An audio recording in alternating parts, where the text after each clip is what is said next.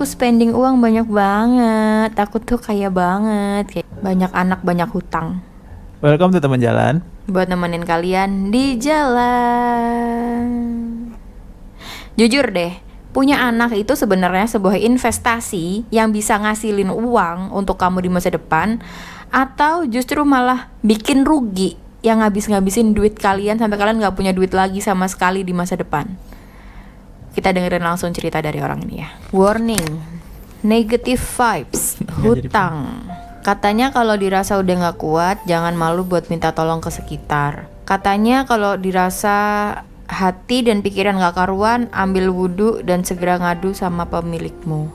Misal, kalau semua dirasa udah dilakukan, apa menyerah diperbolehkan. Sabar, aku yakin kamu pasti kuat ngelewatinnya. Tuhan gak akan ngasih ujian melewati batas kemampuan hambanya. Sumpah, aku gak nyepelein kalimat di atas karena aku berkali-kali bisa melewati masa sulit.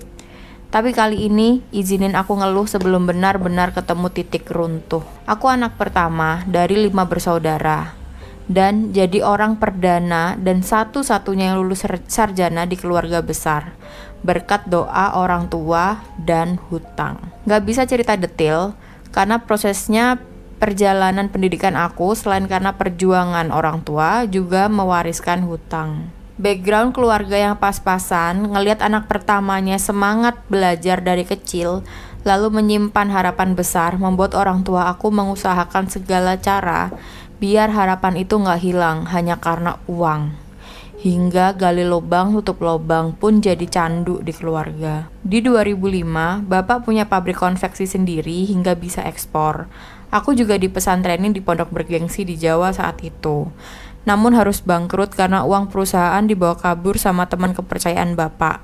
Sejak itu, utang jadi opsi lain agar anak-anak mereka tetap sekolah. Aku tahu kalau aku dibiayain sampai sarjana dari utang.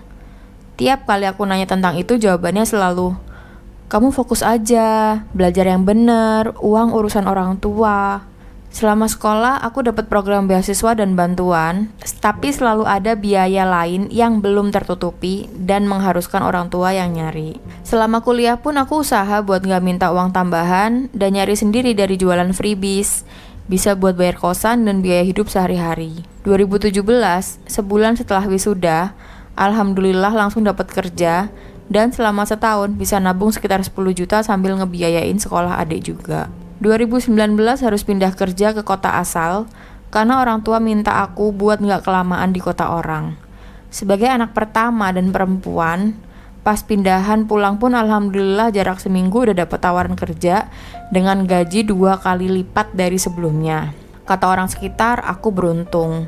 2020 awal, aku izin orang tua mau S2 dan mau nanggung biaya pendidikan kedua adik aku yang masih sekolah karena aku ngerasa tabungan aku udah stabil dan bisa bantu orang tua juga. Qadarullah, yang kata orang jalan hidup aku beruntung dalam hal kerjaan, ternyata ujiannya pun mungkin sebanding. Juli 2020 hari Senin entah tanggal berapa, karena waktu itu selesai upacara di kantor, mamah nelpon.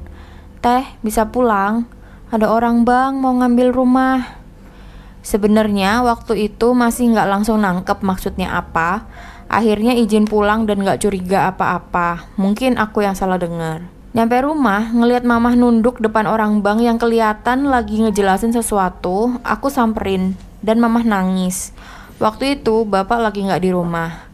Singkatnya, maksud kedatangan orang bank ke rumah mau ngasih pemberitahuan kalau rumah kita mau diajukan untuk dilelang karena pinjaman bapak macet. Aku yang baru tahu masalah ini minta waktu buat nggak diajukan pelelangan dan penarikan jaminan.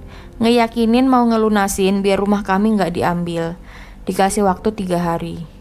Aku ngejual tabungan emas dan ngeluarin semua tabungan yang aku punya, total sekitar 30 juta. Dan masih belum cukup. Ada screenshot chattingannya dia.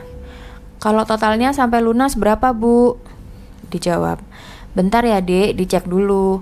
Total pelunasan sampai dengan bulan ini 43.207.512.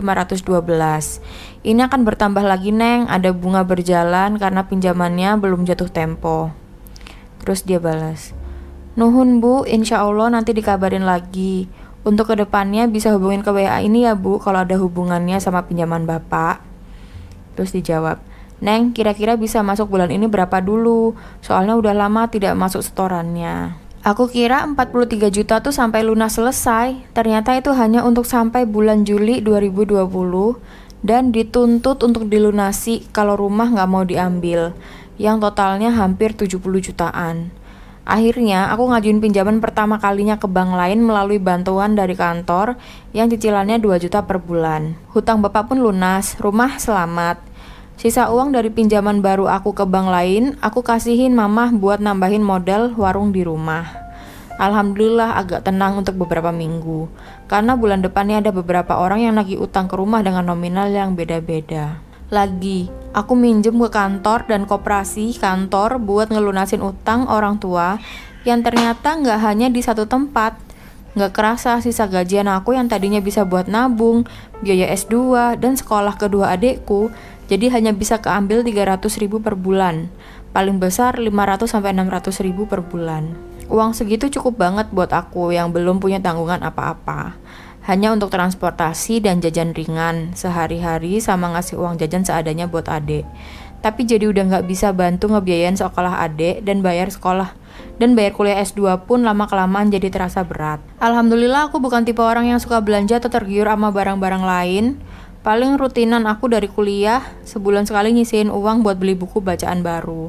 Selain sibuk kerja, hobi, aku juga fangirling dan sesekali nyempetin jualan freebies buat nyari tambahan. Hingga pada satu waktu, mama ngeluh, gak bisa bayar sekolah adek. Udah ditagih sama sekolah dan surat peringatan udah diterima. Akhirnya aku jual beberapa buku simpanan aku buat bayar sekolah adek. Ini tweet aku tahun lalu di akun fangirlingku. Isi tweetnya, treasure aku yang aku punya untuk bayar beberapa kewajiban keluarga paling urgent saat ini, salah satunya bayar sekolah 2 adik yang harus segera diselesaikan agar tetap melanjutkan pembelajaran mereka. Karena gaji aku tiap bulan udah habis buat ngelunasi utang ortu yang lain. Semoga di sini ada jalannya. Total tunggakan sekolahnya 1.250.000. Terus dia jual banyak banget PC card gitu sama novel-novel. Alhamdulillah karena orang-orang baik di Twitter saat itu masih bisa kelewatin. Sekolah adek bisa kebayar sampai beberapa bulan berikutnya, tapi ternyata nggak bisa bertahan lama. Penghasilan warung, bapak yang udah nggak kerja, gaji aku yang cuman keambil 500-an per bulan nggak bisa menutupi kebutuhan serumah. Lagi, mama mulai minjem uang ke sana sini untuk tambahan biaya sekolah dan sehari-hari di luar sepengetahuan aku. Awalnya kirain udah tenang karena mama gak pernah nanyain uang lagi ke aku untuk beberapa waktu. Jadi uang gajian aku bisa ditabung dan bisa nambahin bayar sekolah adik.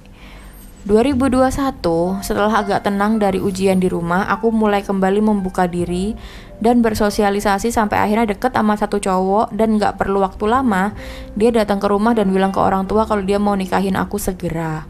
Saat itu COVID lagi parah, jadi kita hanya akad di rumah. Di masa sebelum ketemu cowok ini, aku sempat stres karena gak bisa cerita ke siapa-siapa dan hampir suicide, ngerasa udah gak ada jalan keluar. Setelah nikah, aku dibawa pindah ngontrak rumah biar belajar mandiri. Tapi salahnya, aku gak cerita masalah keluarga aku ke dia dari sebelumnya, tentang utang. Setelah nikah, biaya hidup aku dari suami, jadi semua gaji aku bisa aku kasih ke mama buat nambahin biaya sekolah adik. Oh iya, S2 aku juga udah dilepas karena emang gak ada biaya untuk ngelanjutin. Qadarullah, aku langsung dikasih amanah janin dalam kandungan dari awal usia pernikahan. Kita berdua bersyukur banget langsung dikasih amanah sebesar ini, tapi aku langsung keingetan utang aku di bank dan di kantor yang masih puluhan juta. Di usia kandungan 6 bulan, suami di PHK dan gak sengaja tahu masalah hutang di rumah yang ternyata mama pakai nama aku buat minjem ke P bintang M. P bintang M, itu bank dah. Lagi, orang tua aku memenuhi kebutuhan hidup dan biaya sekolah adik dari berhutang, gali lubang, tutup lubang sana sini. Dan aku ditinggal pergi sama suami setelah tahu masalah utang yang melekat di aku dan keluarga aku sebesar apa. Pause dulu ya.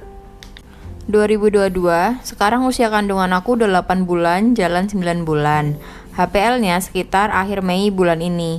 Gak ada suami, gak ada pegangan biaya, orang tua sibuk dengan utang mereka yang harus gali lubang tutup lubang, dan adik yang masih sekolah, makanya lagi ngerasa hilang diri.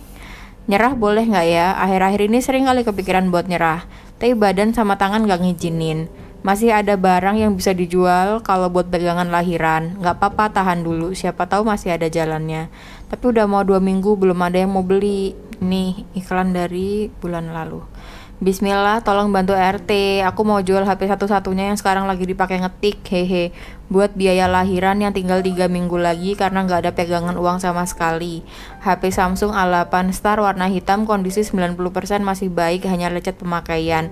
Aku lepas 2 juta, ditawar lagi juga boleh. Tiba-tiba kemarin pas mau lebaran ada kiriman amplop dari suami. Dia baru dapat kerja lagi bulan April dan amplop gajiannya dia kasih semua ke aku.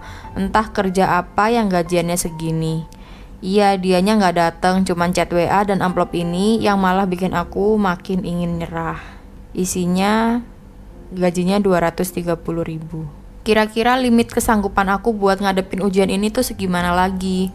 Bahkan akunya aja nggak tahu. Yang jelas sekarang ini kayaknya kalaupun aku nyerah juga nggak apa-apa.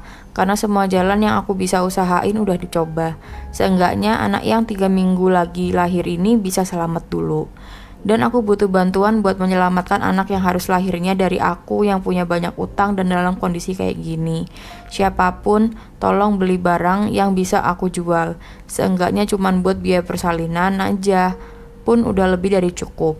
Setelahnya, kalau keadaan aku masih belum berubah dan gak memungkinkan untuk membesarkan anak, mungkin aku akan ngasih anak aku ke orang yang lebih mampu dan keadaannya jauh lebih baik dari aku.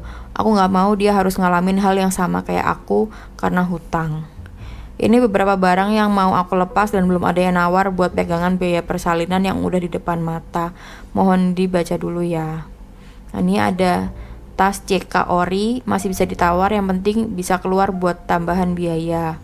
Ini sebenarnya hadiah dari teman, tapi aku udah izin kok kalau mau dijual. Jarang dipakai, kondisinya masih bagus. Sama ada beberapa buku bacaan dan komik detektif Conan yang mau dijual. Belum aku fotoin karena lagi bed rest abis pendarahan. Nanti fotonya nyusul kalau ada yang tertarik mau beli. Apa ya niup-niup mic? Anjir, berat banget kan, Cim? Aku mau nangis rasanya. Bener-bener sedih banget soalnya aku juga jadi dia gitu loh. Cuman yang membedakan kita berdua adalah aku sadar bahwa aku nggak mau tetap berada di lingkaran utang punya anak, makin utang, makin punya anak, makin utang, dan itu nggak akan kelar gitu loh. Maksudnya makanya kita kan juga ngambil keputusan untuk child free itu kan juga sangat pertimbangannya berat kan sebenarnya. Kayak kita bisa aja gitu just go with the flow, atau kayak orang-orang ntar juga ada rezekinya, atau anak bawa rezeki, banyak anak banyak rezeki, bla bla segala macam kayak gitu. Orang-orang tuh bisa ngomong kayak gitu. Tapi kalau yang ngejalaninnya itu kita yang bertanggung jawab atas diri kita kan, dan kita ngerasa logisnya tuh kalau ada tambahan beban, maksudnya tambahan mulut untuk makan, tambahan dia kan nanti butuh disekolahin, butuh dikasih segala macam, ya nambah pengeluaran kan kayak gitu. Satu itu juga nambah pengeluaran dan mengurangi penghasilan karena kerja kita nggak bakal bisa lagi kayak dulu kayak gitu kan. Itulah kenapa kita nggak bisa ngambil keputusan itu, salah satunya, walaupun nggak semuanya gara-gara itu. Iya, salah satu yang jadi pertimbangan kita kan. Aku paham dalam keadaan berat, keberatan itu bakal selalu datang terus. Kayak orang-orang tuh ngomong kayak ini nanti habis badai pasti berlalu gitu kan ya. Tapi sebelum berlalunya itu yang paling menyeramkan nggak sih? Iya, ketika lagi di tengah-tengah badainya itu kan, dan kita nggak tahu badai itu akan berlalunya berapa lama. Apakah 1 bulan, apakah 1 tahun, apakah 10 tahun, nggak ada yang tahu.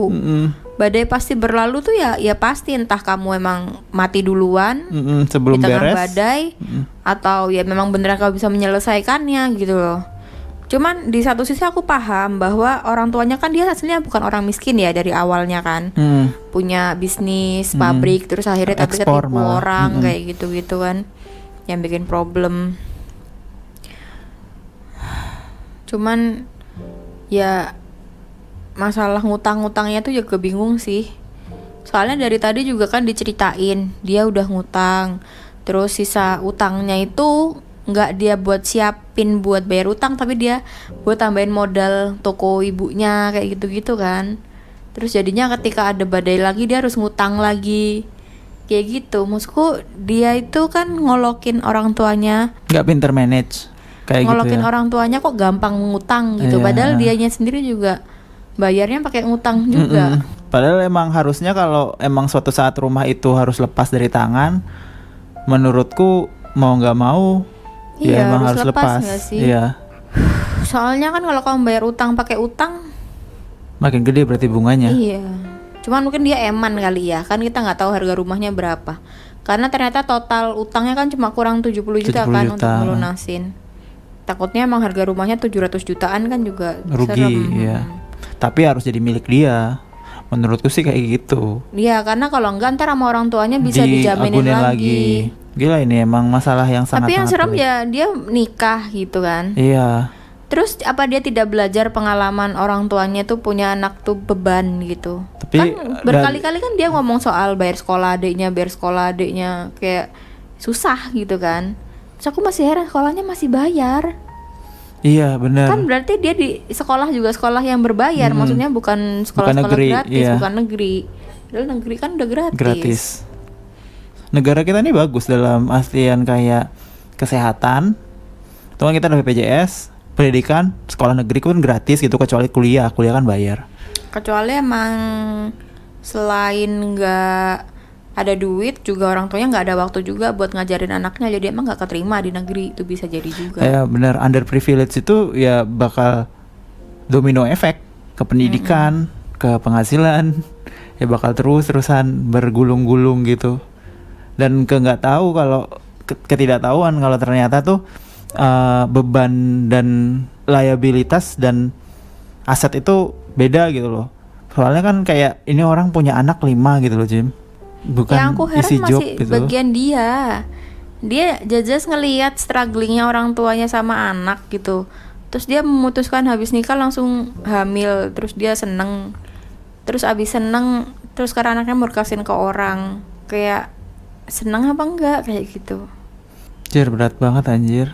Ngasih ke orang kan juga nggak enteng kayak yang diomongin kayak gitu. Iya, beban psikisnya bakal seberapa jauh lagi kan. Udah gitu suaminya ninggalin gitu aja gara-gara apa? Gara-gara utang ini. Iya. Padahal kan nggak ngaruh ya. Feelingku sih mungkin orang tua dia sempat minta ke suaminya kali buat bantu bayarin utang juga. Padahal Kan itu ada adalah orang kesempatan nggak sih? Kalau dia udah nikah gitu kan. Ya udah kayak nggak ada hubungannya sama orang tuanya. Ternyata orang tuanya sebelum dia nikah udah memakai nama dia buat ngutang. Anjir, Iya. itu menurutku juga serem sih. Masa nggak ada tanda tangannya dia? Berarti ngutang ke orang-orang aja ya. Ya ngutang-ngutangnya nggak perlu dibayar sebenarnya, kayak rentenir gitu kan, secara legal mungkin nggak perlu dibayar. Cuman dia kan orang baik ya, kayak kebanyakan orang lainnya ngerasa kalau utang ya harus dibayar. Cuma problemnya akan berhenti di mana, itu pertanyaannya. Karena anak orang tuanya kan ada 5, yang lepas baru 1, masih ada 4. Sampai kapan? Karena iya kalau utangnya tuh untuk bisnis, itu kan muter, ntar keuntungannya buat bayar utang kayak gitu Itu aja kan. udah harus paling jago di dunia nggak sih utang bisnis itu? Itu kan satu hal. Mm-mm. Sedangkan ini utang untuk kebutuhan sehari-hari, yang mana kebutuhan sehari-hari itu tidak akan habis Bisa sampai kamu menghasilkan. mati gitu loh. Nggak akan habis sampai kamu mati. Berarti akan terus ngutang Jadi lagi, akan ngutang terus lagi. berulang lagi utangnya. Nah itu pertanyaannya bakal sampai kapan gitu. Iya, dia bisa nutup yang kemarin pakai ngambil utang. Dia cucil 2 juta tiap bulan. Abis itu orang tuanya, adik-adiknya lapar semua kan, pasti lapar. Suatu hari akan lapar. Terus ngambil utang lagi. Yang tadinya dia bayar 2 juta per bulan jadi 4 juta per bulan mungkin. Terus apakah itu akan menghentikan orang tuanya buat nggak lapar? Kan nggak mungkin. Menurutku sih sekarang rumahnya kan udah dilunasin. Ya udah rumahnya aja jual, coba. Nanti Rumahnya orang coba nanti dijual. tinggal di mana? Ke desa, kayak pindah ke desa. Iya, kabur dari orang-orang utangnya juga ya. Cari-cari kontrakan yang 1 jutaan gitu, dan harus mau sih kayak ya emang harus cuma rumah 1 petak misalnya kan. 1 petak tinggal bertujuh gitu. Mau harus berusaha untuk keluar dari siklus ini kayak gitu kan. Karena siklus ini yang paling, yang kayak kamu bilang gitu, bakal ngelipet terus untuk membebani kamu. Karena yang namanya living cost kalau tetap berada di situ, ya keluarnya bakal segitu-gitu terus. Dan Iya. kalau segitu-gitu terus kan kemarin udah ada faktanya bakal ngutang. Kalau tetap dilanjutkan ya akan muter lagi, utang lagi gitu. Satu-satunya cara ya untuk mengecilkan living cost-nya. Ya salah satunya mungkin kalau bisa jual rumahnya harga berapa? 500 misalnya gitu ya. Cari kontrakan aja tapi jangan beli. Cari kontrakan di desa yang harganya mungkin berapa? 5 juta per tahun gitu. Tapi problemnya dia harus bisa handle uang 500 di rekening ini, jangan sampai Dipakai-pakai terus dan pakai habis. terus bakal habis. Daripada, tapi kalau emang dia ngerasa pasti bakal habis, oh kalau kayak gitu ya silakan beli aja rumah di desa tapi yang kecil. Cari-cari yang harga 200 300 tuh kan dia masih pegang 200 cash kan. Itu masih bisa dipikirkan gimana caranya, apalagi dia kan fandom gitu kan. Banyak tahu lah soal K-pop gitu kan pasti. Iya, banyak Berarti dia aslinya. bisa jualan. Malah kemungkinan yang paling besar kamu ngasilin duit itu pakai HP, itu malah HP-nya bakal dijual. Tapi sedangkan- dia kepentok soalnya kan lagi hamil. Iya, sedangkan rumah itu adalah liabilitas, sedangkan HP menurutku aset. Feelingku rumahnya belum lunas sih kayaknya. My God, tuh udah dicicil. Anjir, berat banget palaku ini. Aku mikirinnya soalnya kayak nggak bakal beres ini. Makanya untuk- dia kayaknya yaudahlah gue mati aja lah kayak gitu. Padahal lebih gampang nggak pedulin keluarga. Nggak juga sih, ngerawat anak kan juga butuh duit. Nggak bisa kamu nggak meduliin anak. Dia butuh popok, anggaplah nggak apa-apa lah, sembarangan ntar aku cuci aja, nggak usah pakai popok. Tapi kan dia tetap butuh tempat buat tidur. Mau tidur di mana? Hal-hal kayak gini loh yang sebenarnya itu kayak ngasih bensin ke aku untuk ngasih tahu bahwa silakan beranggapan punya anak itu rezeki, punya anak tuh membahagiakan dan lain-lain. Tapi kalian juga harus sadar bahwa punya anak tuh mahal. Anak adalah hobi yang mahal. Kalau kamu ngerasa untuk makan sehari-hari, untuk kebutuhan hidup doang aja itu udah seret, apa kamu ngerasa berhak gitu punya hobi yang mahal kayak gitu sih. Tapi orang-orang itu karena saking ininya ya ngerasa kayak masa perhitungan banget sih sama anak kayak gitu. Jadi aku sempat dimarahin gitu loh. Kita tuh nggak mikir nominal ya kalau sama anak, dibilang kayak gitu. Kita yang punya anak tuh kita nggak mikir nominal soal anak. Kita nggak mikir A B C D.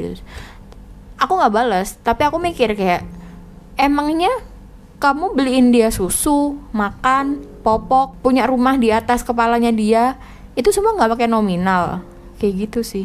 Tapi kalau orang kayak gitu aku bahas tuh percuma, karena yang ada di kepala dia tuh ya hidupnya dia kan serba kecukupan kan. Kayak ya mungkin dia nggak ngerti aja rasanya Gak orang ngerti yang ada ada di di bawah other, banget tuh di kayak other apa. side tuh kayak gimana, kayak orang-orang yang punya anak dan gak bisa ngebiayainnya. Iya, dia nggak ngerti. Terus dengan gampangnya ngomong kampanye setiap anak bawa rezekinya masing-masing. Iya. Di sisi lain sana tuh ada anak-anak kelaparan, for God's sake. Ada anak-anak yang pengen dikasihin ke orang lain kayak gitu kan. Ya, Cuma karena kamu nggak pernah lihat bukan berarti itu nggak ada kayak gitu loh. empatin apa sih? Kan jahat gak sih Tapi dia ngomong nggak kayak mau, gitu? dia seolah-olah tuh kayak pokoknya setiap orang yang ibadah, setiap orang yang deket sama Tuhan, setiap orang yang percaya anaknya tuh bawa rezeki, setiap orang yang ikhlas pasti ada kok rezekinya buat anaknya kayak gitu.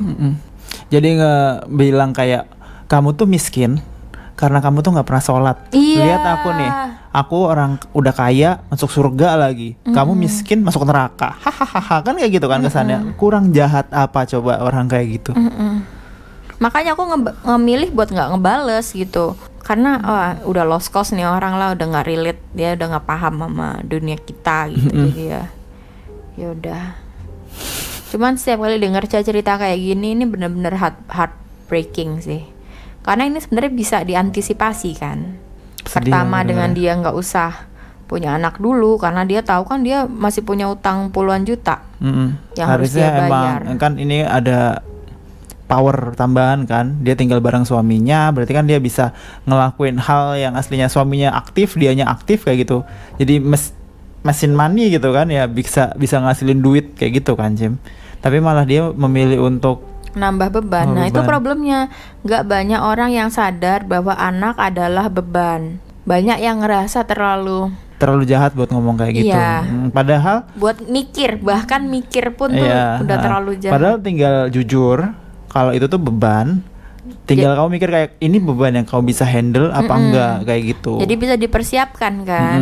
Tapi kalau orang-orang nggak jujur kayak gini, nganggep anak itu adalah rezeki, ya in a way ya rezeki ya untuk kebahagiaan dan lain-lain. Tapi secara mau ngaku atau nggak ngaku, secara keuangan kan dia beban, secara finansial. Beban kayak walaupun dia memberikan kebahagiaan yang super duper gitu, ataupun kamu tuh udah kaya kayak kaya banget gitu, nggak habis-habis 7 turunan gitu, datang anak itu beban. Bukan berarti kayak bebannya tuh kerasa atau enggak, ya bukan kayak gitu. Bisa jadi nggak kerasa beban bagi kamu, tapi itu tetap beban kayak gitu loh. Mau kamu gimana? Itu kayak just a fact kalau itu tuh beban kayak Iya. gitu.